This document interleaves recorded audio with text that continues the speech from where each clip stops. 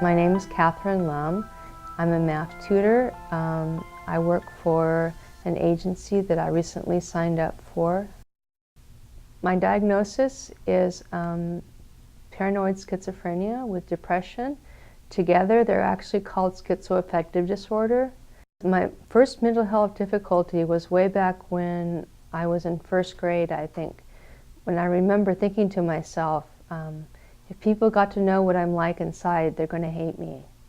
And even though nothing bad was happening in first grade, there was no reason to think that anyone hated me then.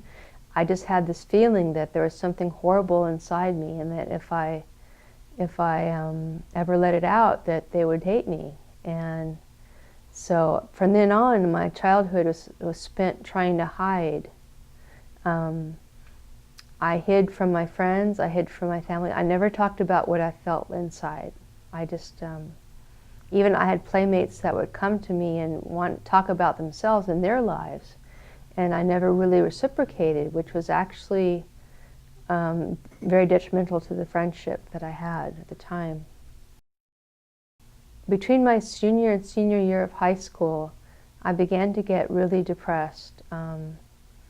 And really depressed. I was depressed before then, but it worsened, especially returned to right before my senior year.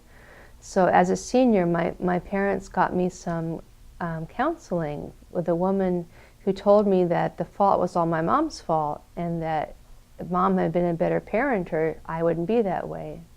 This was obviously not true. I didn't believe it, because my mom was a wonderful person, and my family members have always been very good to me. I feel blessed that my family members, and I don't remember anything about them that would have caused what I was going through. People reacted to me in ways they thought that I was strange or different, and I sometimes got picked on as a child. And because I was so afraid of what was inside of me, anger was not a safe emotion for me to have in response to being this. So I squelched it. I squelched my anger. I swallowed it. My whole childhood, whenever something happened, I told myself, if I were more like them, if I were more normal, they wouldn't be doing this, so it must be my fault. I went away to college because I wanted to start over again and maybe kind of fix all the problems that were in my life. I thought that maybe changing location would help me start my own life, maybe find a family somewhere, a family kind of community where I belonged. So I just knew I didn't feel like I belonged in Southern California. So I ended up going to college in Minnesota, at Carleton College in Minnesota. And that was a place where I actually began to have a full-blown mental illness.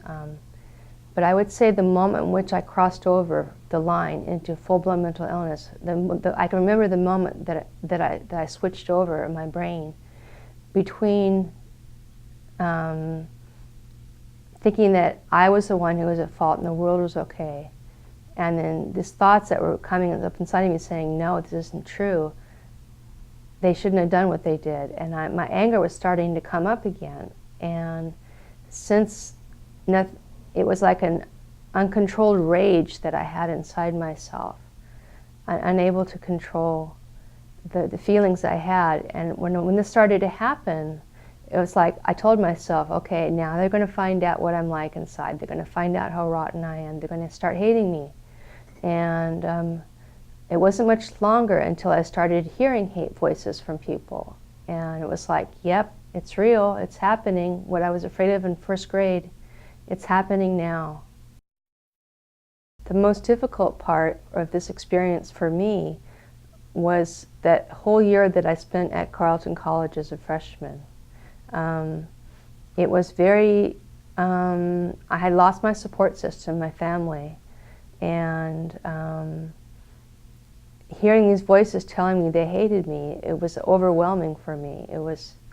I would rather not even go eat. I would try to hide in my room and not go eat, because I dreaded having to go out in public, to go like to the cafeteria to get dinner or lunch or breakfast. And I would say that year was the most difficult year I've ever spent, because my brain was so far out. I was very paranoid, extremely paranoid, and my brain was racing, my thoughts are racing fast, fast, fast, fast, fast, think, think, think, think, think. I was always thinking about the voices and how can I get better, how can I stop them, how can I get around them, how can I deal with them. It was just too I had no peace of mind inside my head. So I went in to see a psychiatrist named Lorna Forbes, and I remember meeting her. In the first 5 minutes I talked to her, she said, okay, you have a major mental illness. You have paranoid schizophrenia and depression. This is an illness. This is something you can treat with medication, and you can get better. This is something you can get better from. And the thought of that was like, hit me like I never expected to hear anybody say that being hated was something I could get better from. And so she started me on medication right away. And I was on a dose of the medications they had then was a basic antipsychotic and a basic antidepressant that kind of went together.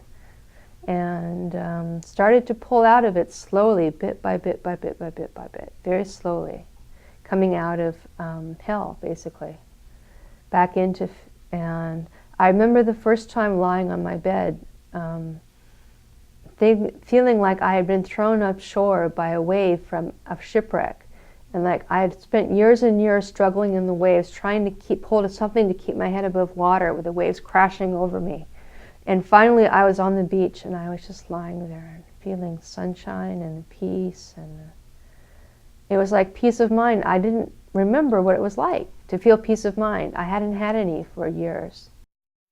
One thing I would like to say in addition, for people who have just been diagnosed with schizophrenia, that life can seem like a living hell at the time, but don't give up hope, because hope is the thing that will carry you through hell, and you can actually come out the other side of hell and find out that life can be decent, life can be good again.